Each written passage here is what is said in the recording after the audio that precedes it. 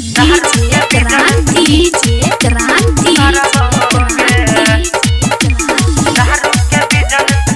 presented by DD Production House, Sakri। दारू बेचे वाला छे छौरा बाप के केना बतैबौ रे। दारू बेचे वाला छे छौरा बाप के केना बतैबौ रे।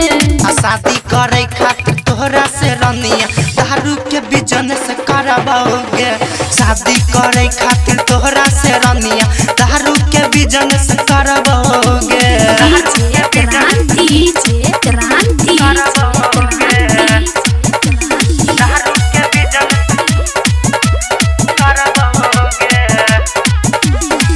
खोज लेते बाप हमर छौरा इंटर पास रे।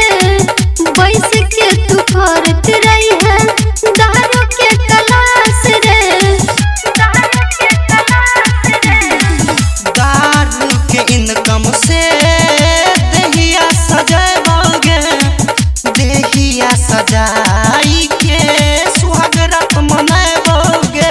दिन में तारा देखा देत तोरा पुलिस जे बुझ जेतौ रे। शादी करे खातिर तोहरा से रनिया दारू के बिजनेस करबोगे।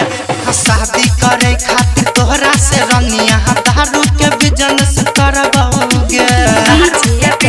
डीजे क्रांति